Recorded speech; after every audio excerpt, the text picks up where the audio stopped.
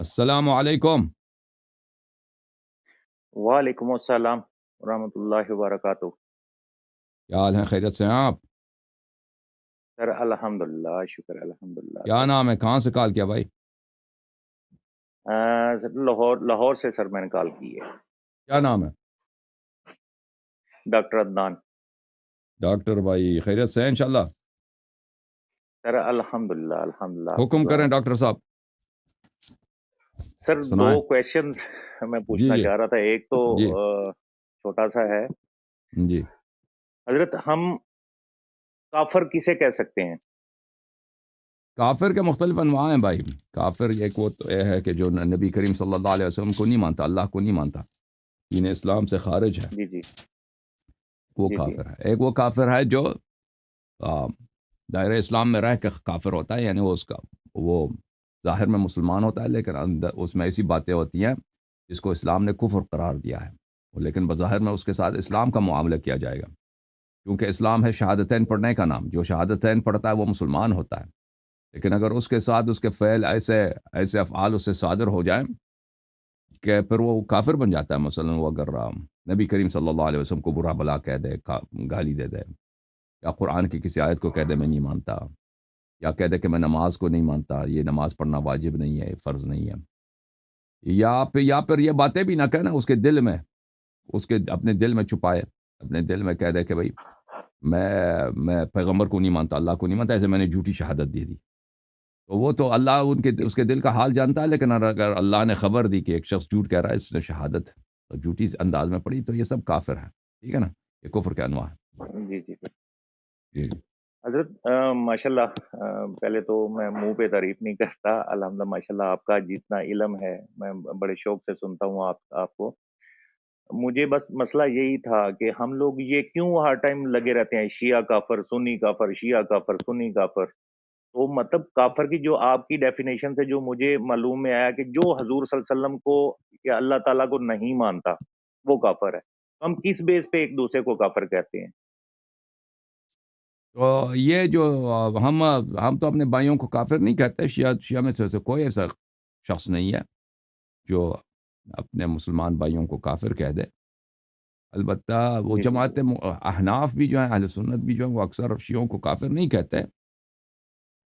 ان میں سے کچھ ہیں تکفیری حضرات، وہ اقلیت میں ہیں، اور وہ 1980 کے بعد ان کی تعداد میں کچھ اضافہ ہو گیا، ان کی فنڈنگ ہو گئی، تو وہ کچھ زیادہ آؤٹ اسپوکن ہیں، زیادہ سنائی دیتے ہیں، لیکن وہ اقلیت میں ہیں جو لوگ تکفیر کرتے ہیں، جو شیعوں کو کافر قرار دیتے ہیں۔ لیکن عالم اسلام کی کہ اہل سنت کے جو بڑے بڑے مراکز ہیں، الازہر ہے، مدینہ منورہ ہے، سعودی عرب کے حیات کبار ہے، یہ سب شیعوں کو مسلمان سمجھتے ہیں، حالانکہ وہ سعودی عرب وہ وہابیت کا گڑھ ہے، وہ بھی شیعوں کی تکفیر نہیں کرتے، لیکن وہ کچھ سیاسی وجوہات کے بنا پر اور کچھ جہالت کے بنا پر کچھ ایسے حضرات ہیں پاکستان میں کہ وہ تکفیر کرتے ہیں۔ جی تو حضرت یہی ریکویسٹ تھی کہ آپ ایسے لوگوں کو بھی نصیحت پہ لے کے آئیں جو ایک دوسرے کو بلا وجہ قتل و غارت اور یہ وہ ہم مطلب مسلمان ہو کے، مسلمان دین امن ہے، سلامتی ہے، جی سلامتی کا دین ہے، اور ہم ماشاءاللہ جتنے آپ کو لوگ سنتے ہیں، جتنے آپ کی بات آپ کو چاہنے والے ہیں، جی آپ سر، یہ بھی تھوڑا سا ان کو رائے راست بھی پہ بھی لے کے آئے نا سارے لوگوں کو۔ انشاءاللہ ابھی اسی انشاءاللہ۔ سے ملتا جلتا یہی ریکویسٹ کرنی تھی کہ دیکھیں میں مطلب ماشاءاللہ آپ لوگوں کی وساطت کی وجہ سے اب ہمارا بھی علماء کے ساتھ مطلب اٹھنا بیٹھنا ہو گیا، نہیں تو ٹائم نکال کے جانا مطلب آج کل آپ کو پتا ہے کہ جانا بہت مشکل کام ہو گیا جی کسی جی اپنی تیز ترین مصروفیت کی وجہ سے۔ تو میں صحیح۔ چند دن پہلے بھی ایک ویڈیو دیکھ رہا تھا کہ ملے تھا وہ جناب جی، اب اسی کوشچن کی طرف آتا ہوں کہ وہ کہہ رہا تھا جی کہ آپ ہمیں کہتے ہیں وہ ہندوؤں کو کہتے ہیں جی کہ آپ گاؤں ماتا کا پیشاب پیتے ہیں، تو حضور صلی اللہ علیہ وسلم نے بھی تو کیا کہتے ہیں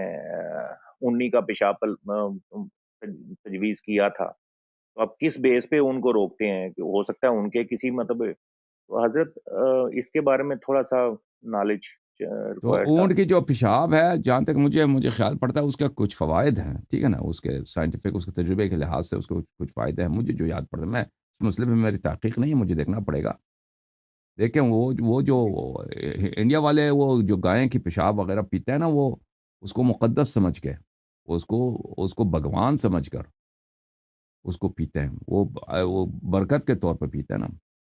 لیکن آم، دیکھیں وہ اب اللہ تعالیٰ نے مختلف چیزوں میں مختلف خاصیتیں رکھی ہیں. مثلاً وہ جو لوگ میڈیسن بناتے ہیں تو وہ تو بہت ساری چیزوں سے بناتے ہیں. آپ کو پتہ وہ سانپ کے زہر سے بھی وہ میڈیسن بناتے ہیں. اور یہ جو بڑی جی بڑی کمپنیاں ہوتی ہیں میڈیسن بنانے والے کہ ان کے جو تحقیقات ہوتے ہیں، ان کے جو انگریڈینٹس لیتے ہیں تو مختلف چیزوں سے لیتے ہیں. وہ سور کے خون سے لیتے ہیں، سور کے ہڈی سے لیتے ہیں، اور گائے کے ہڈی سے لیتے ہیں. کتنے مختلف، وہ تو کیمسٹ جانتے ہیں جو اس فیلڈ میں ہوتا ہے جی نا.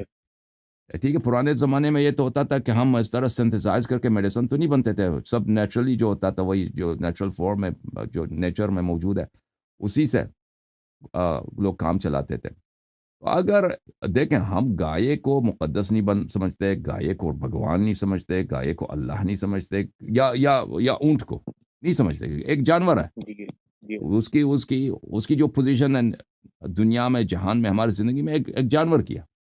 اس سے ہم استفادہ کرتے ہیں، اس پہ سواری ہوتی ہے، اس کا گوشت کھاتے ہیں.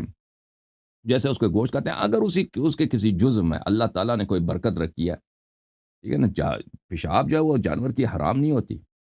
اگر ابھی میرے ذہن میں نہیں ہے کہ یہ حدیث میں بھی ہے یا نہیں. جو ابوال الابل ہے، آ، آپ نے اچانک یہ سوال کیا ہے، تو یہ ہے، اگر اس میں کوئی خاصیت ہو تو ہم اس کو مقدس سمجھ کے نہیں، اس لحاظ سے اس کا یوز کریں. جیسے ابھی آپ جائیں نا، اگر آپ فرسٹ ایڈ میں یا ڈیزرٹ سروائیول وغیرہ میں آپ جائیں، وہاں پہ کورس کریں، تو وہ کہتے ہیں کہ اگر آپ کسی ایسی جگہ پہ ہیں جہاں آپ کے پاس کوئی دوائی نہیں ہے اور آپ کو زخم ہو جاتا ہے، تو آپ پیشاب سے بھی اس کو کیا کر سکتے ہیں، اس کو آ، اس کو آ، اس کے انفیکشن کے ڈی انفیکٹ کر سکتے ہیں آپ پیشاب کے ذریعے بھی، کیونکہ وہ اس میں ایسی مواد ہے جی انسان کے اپنی پیشاب سے. ٹھیک ہے نا، یہ تو ڈاکٹر بھی بتاتے ہیں. جی اچھا اب ہاں، جی جی یس جی ایسا ہی ہے نا. ڈس انفیکٹ ڈس جی انفیکٹ جی ڈس انفیکٹ پیشاب ڈس انفیکٹ کر لیتا ہے نا انسان کا جو اپنا پیشاب ہے. جی جی یس یس بالکل یس ڈس انفیکٹ کر لیتا ہے. تو یہ تو ڈاکٹر بھی کہتے ہیں. تو اس میں اب کوئی کہہ دے مذاق اڑا دے ڈاکٹروں کا، کوئی ہے دنیا میں ڈاکٹروں کا مذاق اڑا دے کہ تم یہ غلط کیوں کیسے کہتے ہو.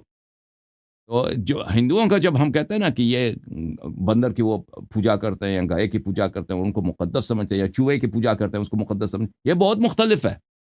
اس سے اگر ہم کہیں کہ آپ مثلا اپنے پیشاب سے اگر آپ کبھی مجبوری پڑے، اپنے پیشاب سے اپنے آپ کو ڈس انفیکٹ کر دو، یا کسی اونٹ کے پیشاب سے ڈس انفیکٹ کر دو. جانور کے تو جی اس میں زمین آسمان کا تفاوت ہے. ہر عاقل کو اس کا فرق معلوم ہے. اب لوگ جو مذاق اڑانا چاہتے ہیں وہ ان کی جہالت ہے، ان کی حماقت ہے، اور وہ بات نہیں سننا چاہتے. وہ اس بات کا جواب بہت واضح ہے. ڈاکٹر صاحب. سر ایک چھوٹا سا اب جو اصل جی کویشچن سر. تھا اس پہ اگر آ جاؤں اجازت دیں تو. جی سر. حضرت ہمیں یہ حکم کہا گیا ہے کہ نماز جو ہے سمجھ کے پڑھی جائے. ہم، جی سر. سر نماز شروع کرتے ہیں ہم الحمدللہ سے، اللہ تعالیٰ کی تعریف سے. جی. ٹھیک ہے جی، ہم مطلب دعا مانگ رہے ہیں. اس کے بعد یکدم اگر فار ایگزامپل کوئی ایسی آیت آ جاتی ہے، جیسے کہ میں ایگزامپل دیتا ہوں، قل هو اللہ احد، جی. تو حضرت اس میں لفظ آ گیا کہو اے لوگو. اگر میں جماعت کے ساتھ پڑھ رہا ہوں، امام صاحب یہ فرما رہے ہیں، ٹھیک ہے جی، تو پھر تو چلے سمجھ آتی ہے کہ پیچھے جو امتی کھڑے ہوئے ہیں، ٹھیک ہے جی، مقتدی جو نماز ساتھ میں پڑھ رہے ہیں ان کی تو سمجھ آ جاتی ہے. اگر میں اکیلا نماز پڑھ رہا ہوں اور بیچ میں قل هو اللہ احد پڑھ رہا ہوں، تو اس کے میں کس کو وہ لفظ کہہ رہا ہوں نماز میں، جو میں تو یہ بیسیکلی بڑی دیر سے جس وجہ تو سے یہ آپ کو زحمت تو دی ہے بیسیکلی. تو آپ جو ہے نا، اللہ تعالیٰ نے ہمیں دکھایا کہ اس طرح میرے سے گفتگو کرو، اس طرح میرے سے بات کرو.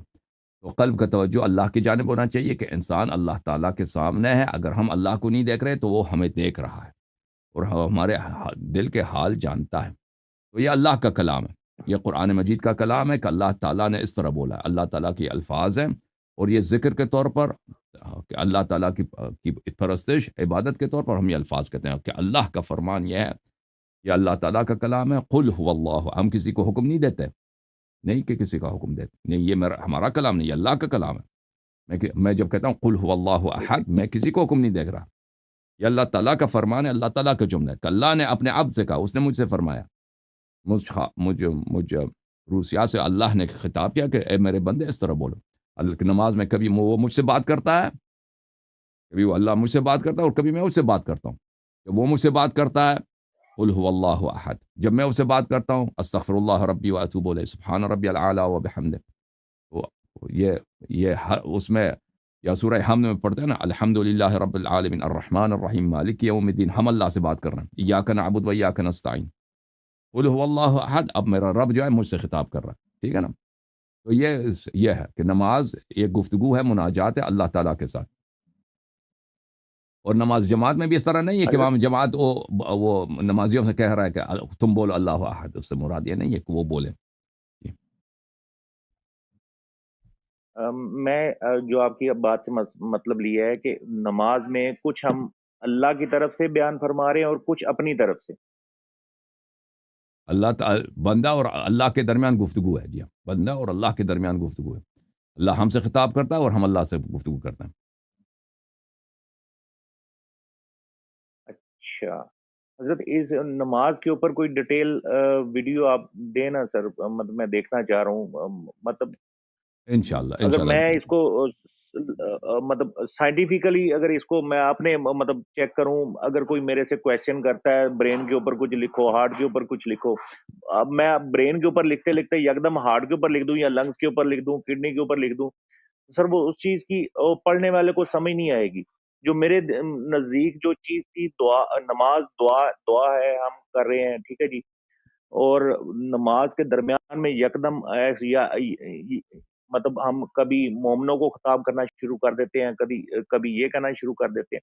حضرت اس میں تھوڑی سی کنفلکشن ہے، تو حضرت کبھی آپ کنفلیکشن اس کوئی نہیں ہے تھوڑی بھائی، سی سب مسلمان یہ نماز ڈیٹیل پڑھتے ہیں، میں. جی سب یہ جی نماز پڑھتے ہیں، یہ اللہ تعالیٰ کے کلمات ہیں. جب ہم سورہ پڑھتے ہیں نا تو یہ قرآن مجید کا سورہ پڑھ کے کہتے ہیں نا، تو اس میں اگر کوئی اللہ کا فرمان ہے تو ہم اللہ کا فرمان سمجھ کے اس کو پڑھتے ہیں نماز میں، ٹھیک ہے نا. اللہ کا جی، فرمان بالکل سمجھ. بالکل. اب میں ابھی اس میں قرآن پڑھ رہا ہوں، یہ قرآن جب میں ابھی دیکھ میں ویسے بھی قرآن پڑھتا ہوں نا، اللہ کے سامنے بیٹھ کے قبل و رخ ہو کے وضو کر کے میں بیٹھتا ہوں، تلاوت جی کرتا ہوں. بالکل. تو یہ عبادت ہے، یہ بالکل اللہ کی عبادت ہے. وہ سارا کلام اللہ کا ہے.